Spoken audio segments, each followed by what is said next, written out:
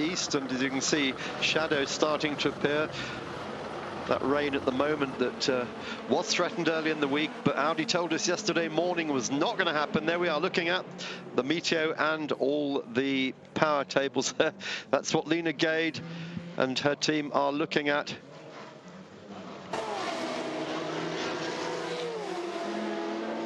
And on goes the battle. Ollie Jarvis being hauled in there by Mark Webber. One lap down, of course.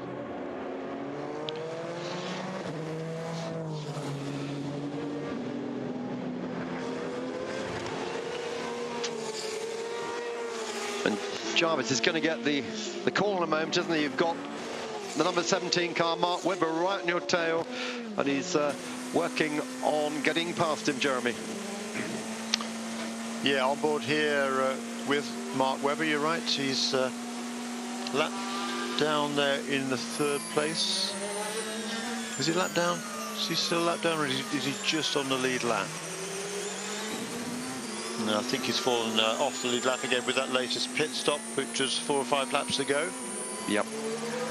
270 laps for Hulkenberg and Ras, 269 for Webber and 268 for Jarvis. Our screens are showing. I'm back after my 5 minutes of sneezing, sorry.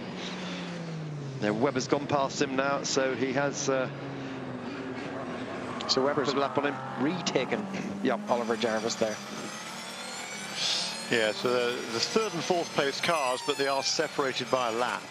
So it's not, although it's a battle on the road, it's not actually a battle. Not for position. Yeah, position. But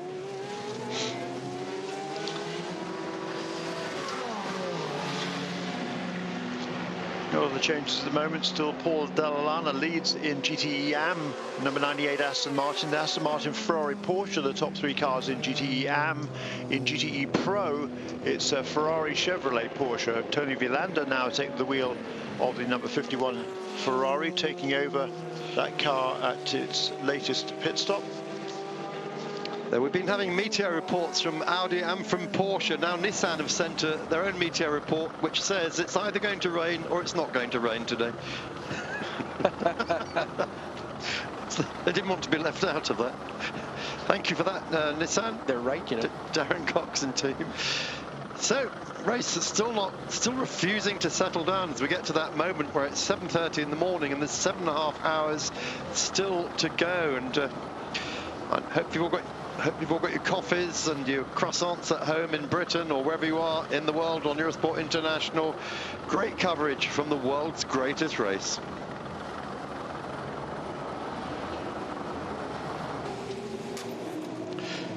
Sam Bird in then, Damien? Yeah, in for what looks like a full service, driver change included. Coming out of 2nd place in LMP2, still on the same lap as Richard Bradley, 1 minute 51 behind as he came in, and then in comes the Murphy. So you see there on the on Sam Bird's car, obviously he hadn't radioed in to say to pull a rip-off off the window, which would be the driver's shout for his teammate coming in. So the without that shout, they just automatically clean what is actually there. Yep. But normally, if it was really badly pitted, then the driver that's coming in and vacating the car would give the team the information. Listen, we need that rip-off torn off. So some valuable information. Obviously, you don't have that with the open cockpit cars. Just make sure everything's fine. They've topped up the Murphy's bottle and ready to roll. Not with Murphy's, I hope. Oh, the spinner there, the 35. That's 35. Eric Maris in the Ligier, one of the Oak Racing cars. That's at least 3 spins during the race that I can recall. By Maris? Yeah, by Eric. Yeah, he's a long-distance sailor primarily. Whoops. Yep. But you know, he's a super enthusiast, and he races here and in the World Endurance Championship with his buddy Jacques Nicolet and Jean-Marc Merlin, and they make a good, team. The 3 of them, they have a great time. They run as competitively as they can. They give a good account of themselves. They make the odd mistake, but they have fun doing it. And there you can see that the turning circle is not great on those prototypes. They're not designed to be turned around in circles going really slowly, so he had to take to a little bit of gravel to get back on course again. And there's the Krone car, the 40 car, which has had more bad luck than most people here this weekend, but still running, still going strong. On board with Ollie Jarvis, and is that another one? Another one he's had. There's another one, Jeremy, Yeah. at the second chicane. That Maris 4 then. Yeah. At least 4. Here we go. Here's a The replay ones of we've it. seen, we might not have seen all of them. So this is where, I mean, fatigue is taking a hold of his, I think, his inputs, and obviously his tyres were very dirty from the first one, a few hundred meters back up the road, and now they're dirty again. So he's just got to be careful there. And meanwhile, we're back with third place Mark Webber, and there's Ollie Jarvis heading for the pits. Yep. Not long since he took over. This is the end of his first stint, Jeremy, I think, isn't it? Who's that? Ollie Jarvis back into the pits. Seems quite a short time since he got in that car. Yes. I don't know whether it's well, Jeremy will probably tell us pretty soon, but I don't know whether it's they've gone off a little bit to try and jump that car of Mark Webber or unlap themselves from him. Just a quick change of water bottle, as you can see, and there goes the windscreen, good old clean. Yeah, that was the first stint, as Mark suggests. That was the first stint for Ollie Jarvis. Luca de Grassi drove the car previously, did 4 fuel stints with that car, handed over to Ollie, so I'm sure we can expect him to do the same. So fuel only there for Oliver Jarvis, and he will continue in the 4th position. He's not far ahead of car number 7, Marcel Fastlane. Probably he'll. Well, in fact, they're showing Marcel as ahead of him. Yeah, because he before the pit stop he wasn't far ahead of him, so that will move Marcel ahead in number 7 car, and he can be expected to be on pit lane. Yeah, probably another 4 or 5 laps. Fassler rejoining after the incident he had on track when the rear bodywork flew loose on that car, an unscheduled pit stop. That was now 9 laps to go. Just reading some Twitter messages. Mark, there's going to be a petition to get Mark Cole on Twitter. I don't want How's to go about that? I don't want to go on Twitter. Oh, there's your answer. I'm a Luddite. Dave Barkley. I'm happy with my life. So we just hashtag Mark Cole when we put him. Maybe next next the Twitter handle. Maybe next year. Who knows? Who knows? You and Neville, hey? I mean, whoever it is, you're welcome. Who is it? Dave Barkley. Dave, you're welcome to send me any messages you want through Damien, you know. At Damien Faulkner. Yep. And at well, he knows that because he sent you one. Jeremy Shaw Racer. For anyone who wants to ask so Dave, if any something questions. something I can help you with, just do it through Damien and we'll give you a reply. So this is Rennie Rast, isn't it? Coming out of 2nd place. Yeah, that was a great shot of the water bottle. You saw him turning it upside down. It's sort of plumbed once it's sort of given a good old pat in the backside and lodged into position there. But a great shot of Rennie Rast. Well, we have got sunshine now, and things are improving here today. Oh, big one there for the 96 car. That's in zone 34. Who is on board that? This is the car that Roald Goethe owns. Stuart Hall is sharing with him. That's another Porsche Curves victim, yep. Judged by those tar marks kind of above the Astons, as we look at it from a previous viewpoint, might well suggest that that was the trajectory taken by the Aston Martin, and heavy contact. Let's just see who's on board that car. That's a sizable impact there. Yeah. It is Roald Goethe, the car owner, unfortunately on board, and he had that accident last night as well, you remember.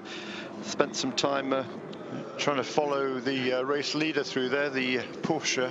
That's not quite going to work, Roald. Sorry about that. Wow, that's a big hit. That's a big impact. That's just at the exit of the Porsche curves, right?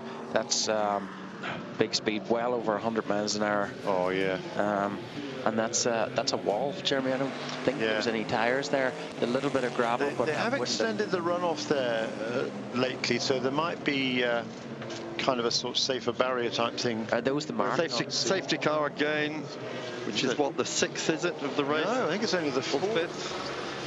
Fourth time the safety car has been out, I think. It's been a long time since it was out last time. We've had various safety zones in the interim. I think this is only our, I think this is our fourth safety car. Last one was at 10:40 last night, so that was a long time ago. So let's hope he's okay. He's still in the car. A sizable impact there. Head on, you could see the bodywork flying off, the bonnet flying off. All of that's good because that dissipates the energy, and there's energy flying off with along with those parts, so that's good. So Roel Goethe, who's Rofco concerned, he's in oil himself, works a lot in Nigeria, fits in his racing program with that. And so are they suggesting that was that a Porsche? Are they suggesting that he was clipped by the Porsche? No, he was. So he was just trying to follow the Porsche. Somewhere behind. It could have been. I heard, they were very that's close. What they said. They said close proximity coming through that corner. We're going to take another quick break here, and we'll be back with more very shortly.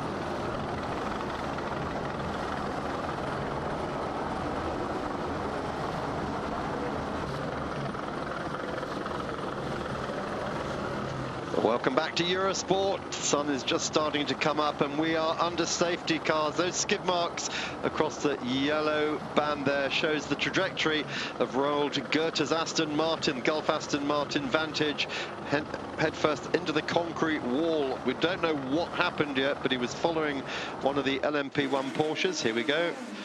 And he'd already had bits coming off the car as he came into view there. One spin and then headfirst into the concrete wall. And a big impact at big speed, Jeremy. Yeah, that's pretty frightening, I must say.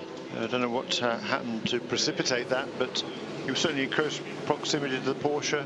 No idea what happened. Nico Hulkenberg, I think it was his car, wasn't it? He was well out in front. And now with this safety car period, is that left René Rast? a lap down. I think he might have been trapped by the safety car at the end of the pit lane. I might now be 1 lap down to Nico Hulkenberg. Rennie Rast was, just making his pit stop, I think, as the caution came out. I think when the caution comes out, is the pit lane exit closed? So everybody can haul up behind the safety car? It's closed until each safety car comes by. Yeah, so I think he probably had to wait for the next safety car, and I think that's put him a lap down overall to our race leader. Mark Webber now is back up into contention for 2nd place. Yeah, Autosport.com's telling us that Hulkenberg had just passed Goethe at that moment. They had that problem. So whether Rold was just unsighted or unsettled by the car going by, we don't know yet. 37 car then. This is the Mikael Aleshin, Anton and Kirill Ladygin SMP Racing BR01. It's their own chassis. Coming in with a puncher, nothing worse. Obviously the team simply changed wheels, sends it back out, and that under the safety car. So picking up some debris, presumably somewhere, perhaps even where that accident of Roald Goethe was. They're still at the scene. As we've seen before, the service completed on the car, but it's not allowed to rejoin the racetrack until the next safety car comes past, and then it can rejoin the trail of race cars behind that safety car. So that's a bit of misfortune perhaps for them, and the race leader's going to have to make a pit stop fairly soon. He was due to come in next lap, so probably the lap after. And while we're still going to be under caution, we will see our race leader onto the pit lane, and that will allow both Rennie Rast and Mark Webber to regain the lead lap. Although Mark Webber's going to be due a pit stop fairly soon as well. I wonder whether the Porsche team might engineer it to make sure that Mark Webber can stay ahead of Nico Hulkenberg, so that the 2 Porsches are you're back on the lead lap, rather than as it is right now, Webber is a lap down. Still there working on that Aston Martin. Any peripheral damage caused there by that impact, but concrete walls, of course, a lot more unyieldy than the barriers that we saw being repaired last night. Yeah, well, there's no repair work required for the concrete wall, but yeah, that was. You saw there's a gravel trap as well, and I don't know, that gravel trap there really doesn't do anything, does it? Was it gravel, or was it just sort of light coloured? It was both. Yeah. You have a couple of strips of that, and then there was gravel. But yes, to be honest, like there's no these like flat bottom cars really. Once they get on the gravel, and the gravel's normally sort of ploughed, if you like. Yeah. And there's just really no resistance at all. I mean, the bottom of these GT cars is like a flat carbon fiber smooth surface, and it's like, as the Murphy prototype there, just. But why is he back in again? Wasn't that long ago we saw them sending him back out, was it? Changing Murphy's bottle. They're back into, of course, yeah, Mark Patterson back at the wheel of that car. But yeah, so I don't know if gravel traps are, to me, they're almost a thing of the past, you know. Probably about right, I think, for that pit stop for the 48 car. Yeah, same thing of the past, Damien. Look at the amount of gravel we're looking at. True, but there you go. There's what Jeremy's referring to there, the different strips of. And remember at Tertre Rouge, particularly when Alan Simonson was killed a couple of years ago in the Gulf Aston Martin there, they've done a lot of work there, putting more gravel beds in just to prevent a repetition of that. Basically hit the barrier, which was against a tree, didn't it? Yeah, I mean, it would be nice to see them, I mean, nothing to do with that particular incident. I can't believe it's 2 years.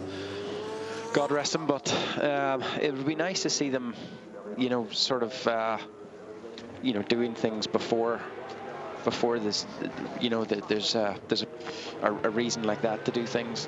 Not that there's a lot of safety improvements, of course, but gravel traps, like just in that particular incident there, did nothing to slow that car. Absolutely nothing. No. Although he was you know, he was almost at the end of the gravel trap anyway. But you know, and he rotated once through 360 degrees and then hit the wall. Well, yeah, I mean, if you have a spin and the outside area is all tarmacked, and he's just and here's a replay actually from the onboard, the number 19. He just passed him, and then for some reason the Aston went off. Yeah. Probably took him by surprise. I mean, interestingly, isn't it really, Damien? Because through that section of the Porsche curves, the prototypes are going so much faster than the GT cars. Roald probably didn't even know the Porsche was coming up behind him, and because there's a couple of fairly sharp corners there, they're very, very fast and blind. And blind, effectively, yeah. And you know, you'll look in your mirrors before you turn in to the Porsche curves, but that was, well, at least half a mile back down the road, and you know, the speed that these prototypes carry through that section of corners is just immense. And I'm sure that the Porsche just flying past him on as he was about to turn in to the right-hander probably took Roald Gotha by surprise, and it would anybody. Just a little bit of misfortune for Roald to be just caught just at that particular moment on the track. He was just turning into the corner. I'm sure he probably saw him at the last moment, just straightened out the head's hands a little bit. But he's carrying so much speed, as soon as you're distracted, the car can very easily get away from you. I would say you've called it right there, because had he have seen him, he would have been doing, you know, 20 miles an hour less to take a different line through there and allow the Porsche in. But obviously he didn't. I think you're right, he didn't see him, and then he's been unable to turn in. But of course he's carried as much speed through there as if he was going through there on his own. But of course that corner is actually off camber as well, and so it's not a particularly easy one. Well, Roald will be taken to the medical centre as a precaution, just for a check-up, but that's left, of course, Stuart Hall, our colleague, and Francesco Castellacci without a drive for the rest of the race. And yeah, never nice to see this with just over 7 hours to go. But probably fortunate for Hulkenberg that there was no contact there in the lead car. The only thing was, when we first saw the incident, there was a piece of debris, wasn't there, came into view before Gotha actually left the track. If we see that again, you see what I mean? Just a black triangle or something suddenly appeared. It did look like, I'm sure, but at that stage he'd been off the line in any case, because you know, when Webber dived down the inside into that last of the right-handers there. Hulkenberg, yeah. Sorry, yeah, Webber, yeah. Exactly. When Hulkenberg dived through there, Gotha's car, the Aston Martin, would have been sort of kind of edged out to a wider line, which is not really off the racing line, where it's very, very slippery. There'll be some build-up out there of rubber, certainly. A little bit of debris. And debris, yeah, and perhaps there's a little bit of debris that was kicked up. The game going to be held up at the pit exit until the next safety car comes by. Just remind you, 3 safety cars circulate here. One is stationed at the start-finish line, one is down at the first chicane on the Mulsanne, and the third one sits at Indianapolis. Director's running out of images as he recycles the sleep. But this is. Don't show those pictures. These guys, remember, they've been up probably since 6 o'clock on Saturday morning, and it's now 8 o'clock here on Sunday morning. They've been on their feet for 26 hours now. Yeah, and some of those probably had no more than 3 or 4 hours sleep as well, depending on how much work they had to do. Yeah. And they've been here all week doing similar, if not all month. Yeah. You know, a lot of them stayed here, particularly the overseas teams. Stayed over here between the test day 2 weeks ago. A lot of them, they've had some time off. They haven't been absolutely flat out all of that time, probably apart from the Nissan guys, actually. Everybody else has had some time off. They had maybe done some sightseeing or gone home. I'm talking particularly about the American-based teams, but the European-based teams, it's been a busy time for them for sure. So safety car there leading one of the Toyotas. The other one's held up at the pit lane exit at the moment.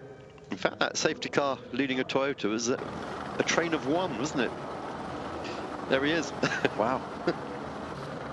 The car in front is an Audi in this case. Yes. Thank you, Damien. But we're getting into the sort of He's trying to. I think he's trying to hurry the car up there, isn't he? The body language of that Toyota. Alternatively, 19, a couple of cars ahead of you. There was a race leader, 1 lap ahead of us. Then you've got 9 just ahead of 19. He's on the same lap as us for position. They are P2. Okay, so Rennie Rast is on the lead lap, I think, is what he's just said, even though it's showing here that he's a lap down. And so Mark is 1 lap ahead, 1 lap behind, and Hulkenberg is ahead of him on the road as well. So his next task will be to unlap himself, and then at some stage hope that there's another safety car, right, Jeremy? And that he gets the same good fortune. Yeah. Well, at some point, of course, when they're spaced up. You don't gain the lap here with the 3 safety cars. You don't gain a lap when a safety car comes up. No, I know that, but I mean, he's back in contention for second, right? Because Rast was held up with because he pitted at that time. So there's always sort of that potential to happen again. Yeah, both of the Porsches, number 19, which is leading the race, and number 17 in 3rd place, they're due a pit stop very, very soon. The 19 car before the number 17 car, and some good slow motion pictures there, aren't there, of the Audi. Look at the aerodynamic, just looking through the nose cone. Yeah, and the exposure of those wishbones and exposures. Airflow underneath these cars. Yeah, I mean, it's like the root of a huge 3 being unearthed, isn't it, or something? It's crazy. The number 9 is ahead of the 19 car there. So yeah, number 9 car is actually on the lead lap, but all but a lap down. Well, they're fun. And the 17 car is behind the number 19 car. So.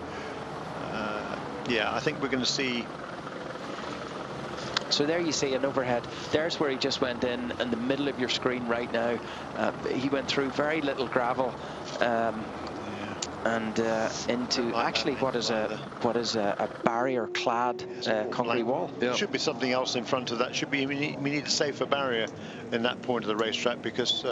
Yeah, he went in at a very sort of a. Well, yeah. Look at the angle of the wall there. Yeah, it's pretty darn silly for the exit of a corner, quite frankly. Yeah, at that angle of the wall. Yes. Yeah. So 19 car about to come in. Nico Hulkenberg, here he is. And when he comes around next time, he will be stopping, we think, because his crew's already there. Yep. But he's only just at this moment coming through Indianapolis.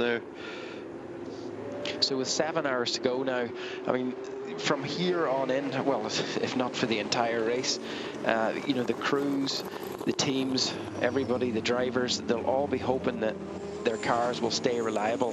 Of course, we have many thousands of components, mechanical components, on every one of these cars, and those components, have a lifespan. And the further we go into this 24-hour race, the bigger the opportunity for some of those components to fail. So reliability, we've been claiming sort of there's been great reliability, and so there has, but the big test is I'd say from here on in. This is a really interesting picture, this thing, these cars running together, because you think of these prototypes as great big huge fast monsters, don't you? But then you see them with a Porsche amongst them, and look, Porsche's not that big a car, but look how small the prototypes are by comparison. Yeah, they're so well sculptured. My God, what are they? Bodies? Yeah, I hope not. Yeah, sleepers. Last night's casualties. But yeah, I mean, these cars are actually very, very small. It's like when you see a Formula 1 car in the flesh. They always takes me by surprise how small they are nowadays. Yeah, I think, well, what did they say? TV makes everything look big. Yeah. But they're so well sculptured aerodynamically to run through, the air, to create the least amount of drag and the most amount of downforce. Sometimes that can be ugly. And usually in Audi's case, it's beautiful. Once again, just a nod to the ever-efficient marshals. Great job they do here. As we mentioned earlier, 2,000 of them at 150 marshals posts around the track, plus all the others doing work in the paddock and other areas. Just doing a little bit of a rough calculation here, trying to figure out whether the distance record for this race is in danger. I don't think it is now as a result of these safety car periods. We've had 4 of them now. The distance record is 397 laps. We've got 275 laps completed now, 17 hours in the books. That's about 16 laps per hour. We've got 7 hours to go in the race. Mine's a couple of seconds, literally. And at that rate, it'll be another 112 laps. So 112 plus 276 is around about 388, which is about 10 laps short of the distance record. So I think that's pretty unlikely that that record will fall. But it certainly isn't totally beyond the realm of possibility. If there are no other cautions from here on in, then there will be more laps completed each hour. But whatever it'll be close. It'll be close still. Whatever Ras lost out when he stopped under the safety car, of course, Hulkenberg's thinking, oh, they're putting the car in the... What's this about? In the garage. What needs attention? May not be anything driver change. They look pretty cool, actually, those drivers. So this could be just something that might be routine. They may have calculated as well. By the time the next safety car gets to them, won't have lost any time. Yeah, it could be just a clean out of all the debris out of the radiators and all of that there sort of stuff. Maybe their temperatures will run a little bit high. So, and also when they put it into the garage, they can get more bodies around it, more of the crew on it, because they're not limited in the garage. So this is probably a very but they have got the back off. Yeah, but that just comes off and goes back on again. It could be there could be some radiators in there as well. That it's a good chance. It's just a like 2,500 mile service, isn't it? Yeah, they just want to, doing something like this with tired bodies. They just want to make sure that every clip is fastened up again. But an experience. Better to do that than sit at the pit exit waiting to go out. That's exactly right, Mark. Yeah. Well done. That's exactly the point here. Absolutely nothing to lose.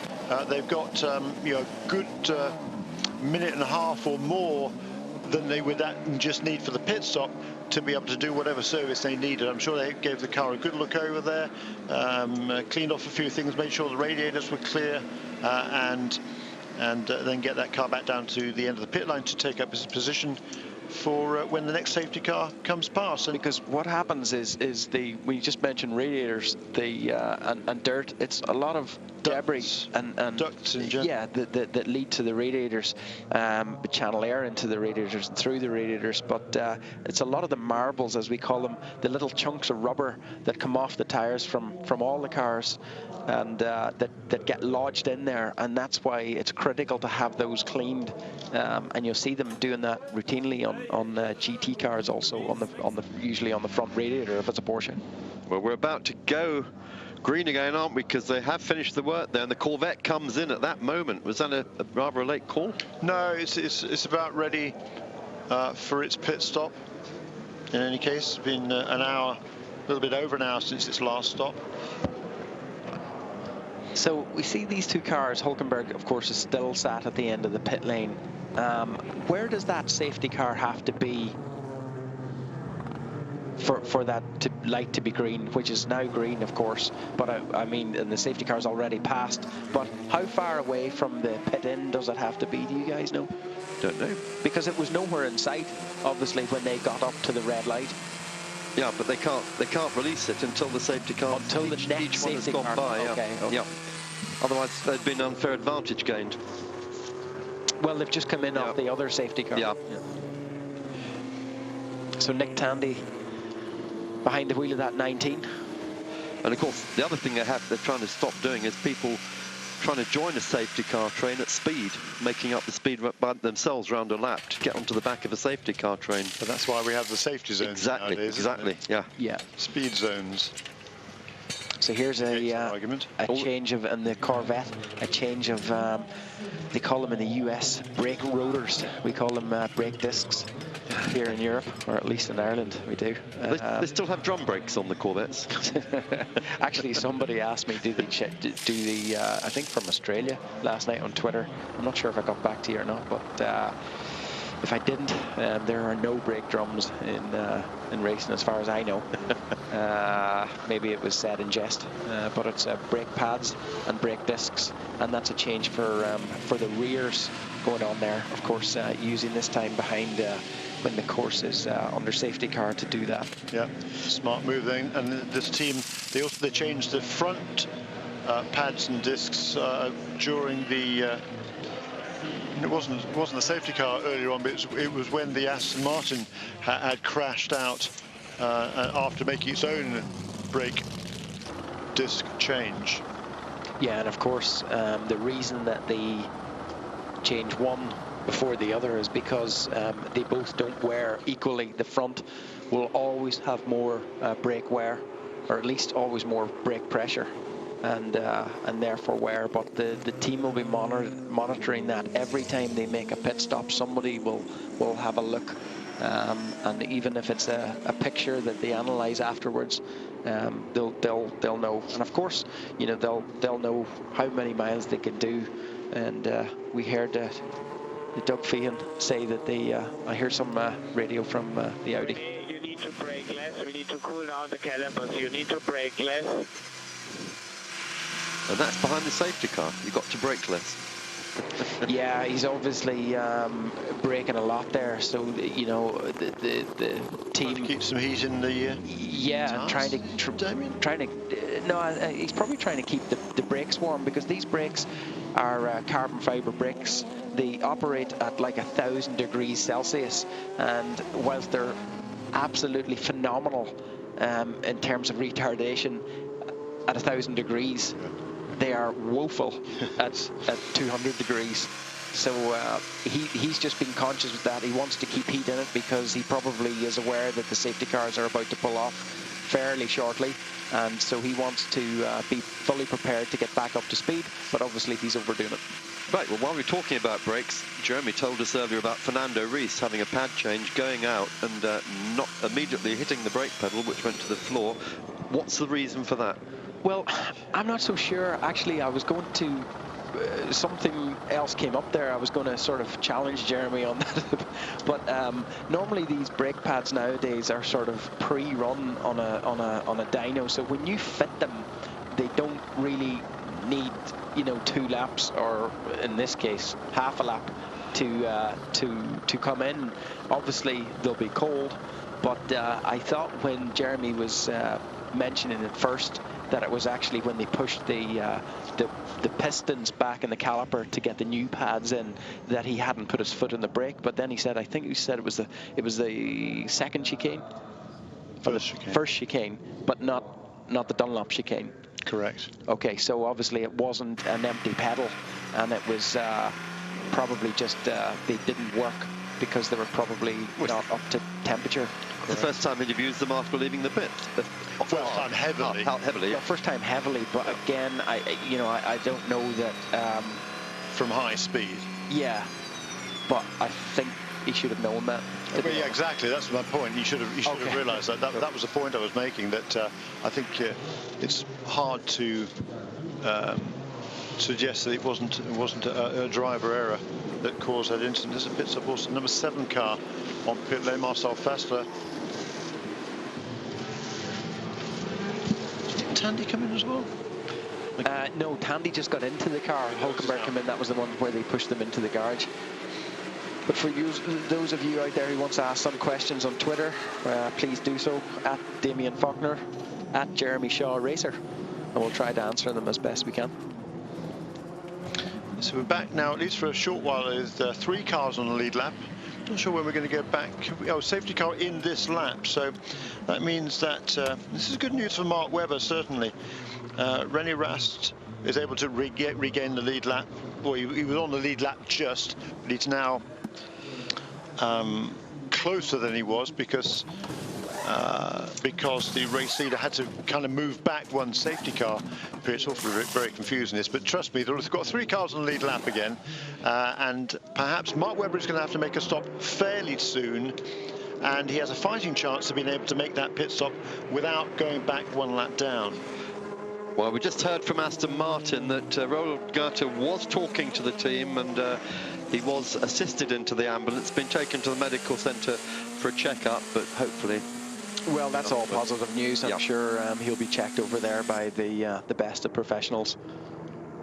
Yeah, Roald, very much the AM driver. As we said, he's a German oil man who works a lot in Nigeria.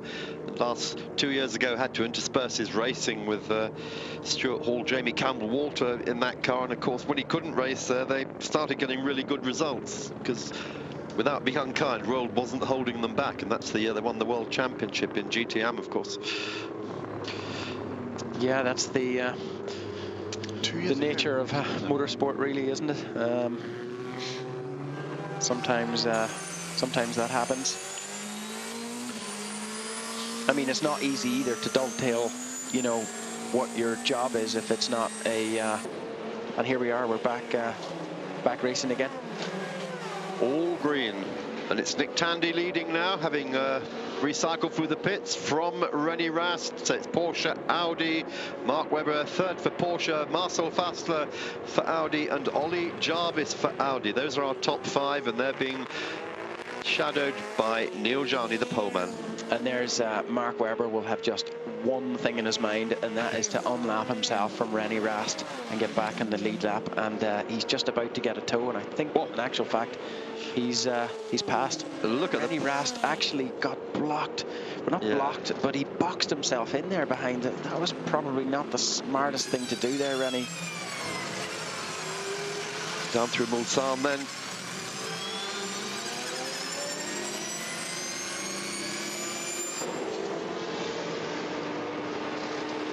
Yeah, so Rennie losing out there, and you see the acceleration out of Arnage by that Porsche. It's just absolutely phenomenal. Yeah, now you see it, now you don't. Yeah, and that was from the Audi's perspective, who wasn't hanging around either. But I don't know whether Rennie was caught a little bit off guard there, but that will surely not have been in the plan to let Mark, because essentially he's letting Mark back into contention for this race, right? Yeah. By letting him pass. Well, I mean, he didn't let him pass, but I think he should have kept to the right. That prototype, or the P2 was on the left. Mark went to the right, and Rennie sort of boxed himself in. The comparison of the throttle brakes on the second and third place cars. Mark Webber, as you said, moving up to make it a Porsche 1-2 at the moment. Nick Tandy leading him. He's a lap ahead at the moment of Webber. No, not a full lap ahead, but 2/3 of a lap ahead. Right. Okay, we're just waiting for the screens to recycle. Yeah, we've got the second and third place cars coming through, coming the exit of the Porsche curves now, so coming into the Ford chicane. Of course, with the 3 safety cars, this is all a little bit yeah, exactly right, out of place at the moment. Here we are, as a replay of what happened there. Here is Mark Webber tailing. So there's the P2 Rast car on the left. Rast stays on the left behind it, goes to pull out, realizes Mark's there, and now he gets boxed in. And there you have it. Mark Webber's passed and gone. Timing screens are showing Webber in second. That's right. I wrong? Am I? No, that was the battle for second place. That was on the road, sorry. I thought he was going to unlap himself. But Webber is due to make a pit stop, well, fairly soon now. Probably it'll be 12, probably 3 or 4 more laps, actually, that he can, a couple or 3 laps before he needs to make a pit stop. Yeah, we just noticed, by the way, GT Pro Tony Villander in the AF Corse Ferraris retaken the lead of that category at the moment. We saw Ollie Gavin coming in the Corvette just as the safety car was about to come off the track. So that leaves Gavin still with 1 pit stop owing, doesn't he? Villander's had, is that 18?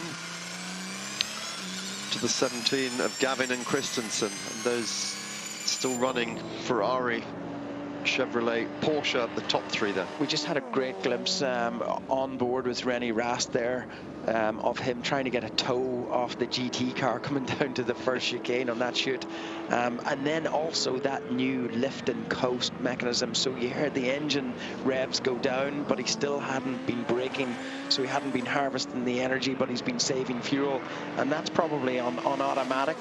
So his foot would have been still flat on the throttle pedal, but and it was probably a good 50 meters before the braking zone. But some great insight there. Jeremy, is it Webber you said who is due a stop soon? Yes. Yeah, so he's light on fuel, of course. So yes, carrying a bit more speed. He needs to push as hard as he can to get a bit of a gap and try and stay back on the lead once his mate is stopped. The frustration of being behind the safety car starting to show. 2 cars have got stop-go penalties for speeding in the pit lane during that period. One of them, the Oak Racing Ligier, which is, I think, it's the 35 car, not the 34, which has just come to a halt. Not in one of the best places. The car passing him. Christopher Cumming, the Vancouver driver again, the man you know. Yeah, so that's the sister car of the one that we saw spinning earlier with the 35, but actually the 35 just came around at the same time and had to negotiate. It's the 35 that's got the drive-through penalty. So too has one of the SMP cars, the 37 BR01, and that's the spin that Chris Cumming had just a moment. Gravel off the line there. Yeah, that's never good either. Obviously dragged on there. I'm not sure that was that by Chris. No, I think just sort of general build-up during the race. Great shots of the Porsche curves there with the Audi coming through. It's just phenomenal, the speed that they carry. It's like a low-flying jet, aren't they? And all you can hear is the whoosh of that car. I mean, there's no mad scream of a petrol engine. It's, of course, fueled by diesel. 17 car then still in second place. Webber putting another lap in yet, not going to stop quite yet. Just widening the gap over Rennie Rast. Now 5 seconds between them.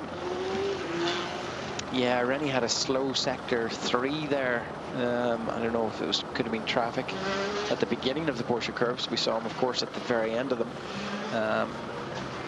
He's lost a little bit of time there to mark on that lap overall.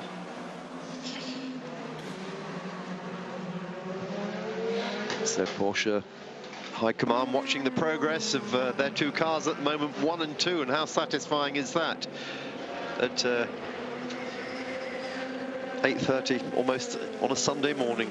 Yeah, still early, of course. 6 hours and 43 minutes left, so still a lot of racing. But the first hurdle is getting through the night, isn't it? Well, of course, yeah. But I mean, I always say in a 24-hour race, it's really damage limitation until about 20 hours. If you can get to the point of 20 hours with absolutely no incidents, mechanical or otherwise, then you're going to be there or thereabouts. We're going to take a break as we watch the 2 G-Drive cars circulating together. Sam Bird having handed over to Julian Canal. We'll be back after these commercials.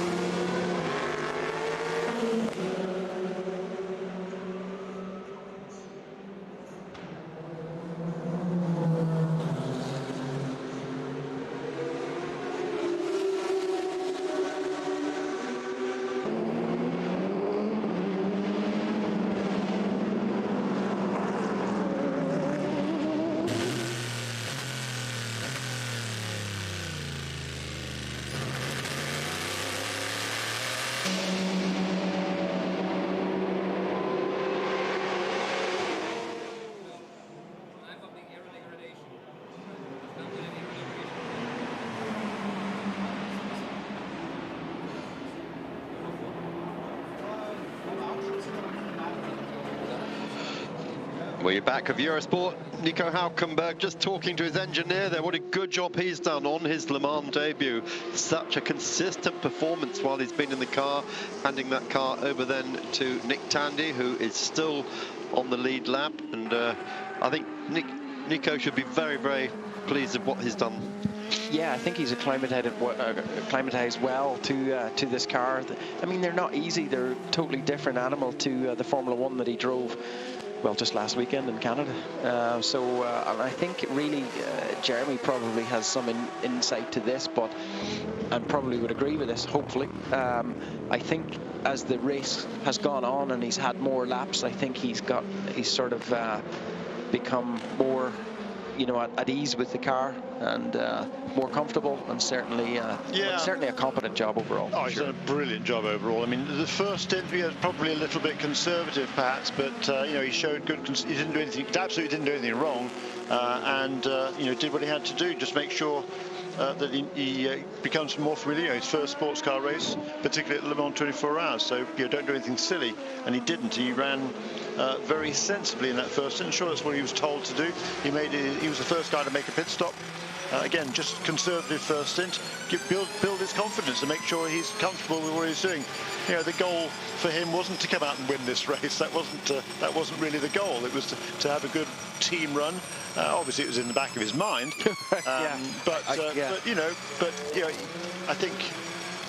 I think it's fair to say that the other two cars would have been favoured to win the race rather than the newcomers. With the overall hierarchy of racing as we know it, but by the same token, Porsche came here with 3 competitive cars, all of them capable of winning a race. Of course, and I think that's testament to the team as well, as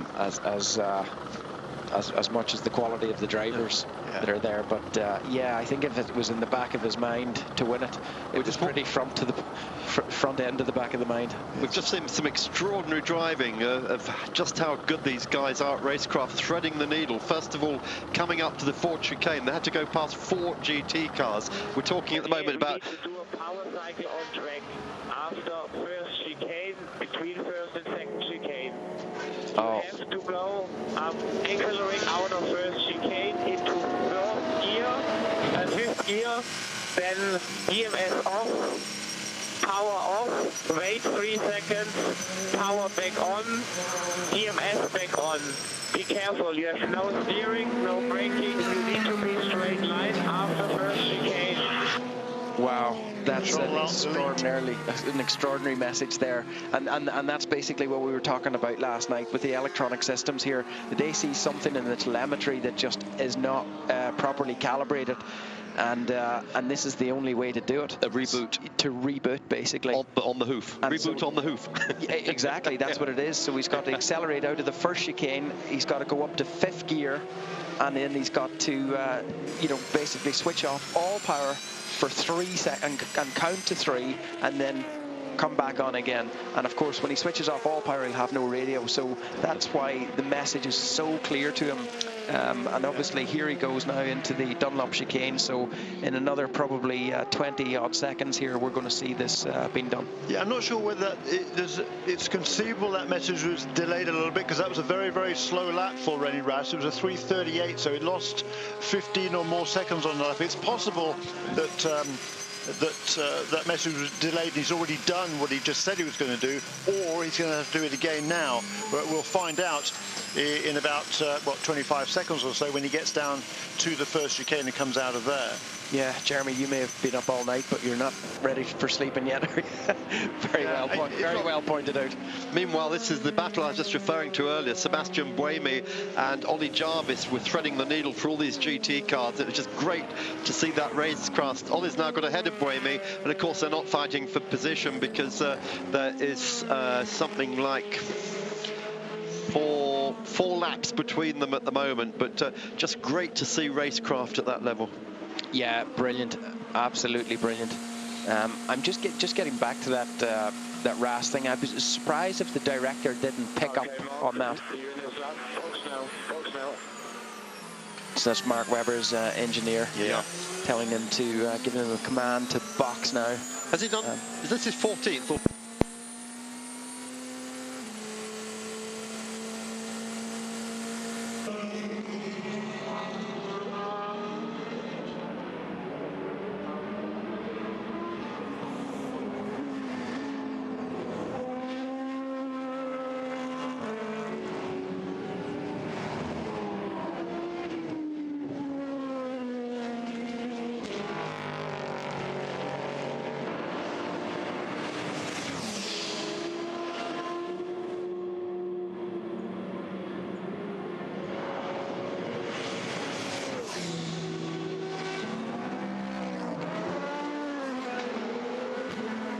Well, obviously it's done and dusted, so whatever sort of software gremlins they were having, let's hope that that they're cleared up now. Yeah, it seems to be both first and second sectors on that lap for Rennie Rast pretty reasonable. But he's now to half a minute behind Mark Webber, so that's certainly going to give Mark Webber that sniff of second place. He holds it right now, but on slightly different pit stop sequences between those two. There's about what?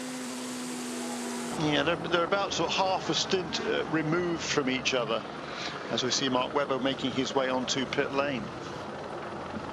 And of course, all of this is sort of strategy, isn't it? And it's a huge challenge because they can't, you know, the strategists and the engineers, they can't preempt a full course yellow or safety car or a slow zone, so they just have to sort of calculate basically on some green running. So you know, we don't know who this favors. The half a stint out there. No, at this stage we're at what, almost 8:30 in the morning. They basically run about 45 minutes on each stop. So how many laps we've got? 6.5 hours to go. That's going to be a lot. 6. yeah. 4. Is that another 8 pit stops?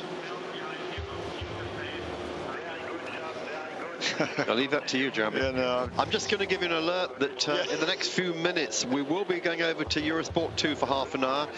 If you want to watch LM24, the 24-minute program which Eurosport produces, presented by Neil Cole with Liz and Adelaide, then stay here on this channel. But if you want to continue race coverage live for the next half hour, you'll be switching over to Eurosport 2. We'll give you plenty of warning, don't worry. Yeah, and I gather there was a slight glitch on that earlier overnight when we did that same thing, but we're told this time for British Eurosport that we will be going to Eurosport 2. No guarantees, but that certainly is a plan. That's what we've been told. And certainly for Eurosport International, it will go onto that platform. So another Aston Martin Gulf moment, a different car, of course. That's the young driver car having a bit of an off there at Indianapolis. As in comes Seb Buemi in the number 1 Toyota. The two Toyotas still running like trains, but they're in their own race, aren't they? Yeah, they are. Yeah, the best lap for each of those two cars is 3 minutes 22 for the number 1 car, 3 minutes 23 for the number 2 car. And all of the other leading contenders, they're doing the best laps of either, well, basically 3 minutes 18 odd, aside from that 3:17.6 set by Felipe Albuquerque very, very early on lap 62. And last year that would have been potential winning pace, but look how things have changed. Yeah, just 12 months on, and we predicted a lonely race for that crew. But yeah, you know, I just wonder how the drivers are feeling. I mean, when they got into this race, they knew they'd be a little bit more, subdued. I think probably they knew they were going to be more competitive, and the delta that we saw obviously in qualifying was like 6 seconds or over 6 seconds. But then we heard that Toyota didn't go for a qualifying run at all. Yeah, it doesn't seem to make an awful lot of difference. They've certainly been 5 or 6 seconds off the pace on a regular basis. So we're going to now do a switch. We're going to go away from Eurosport 1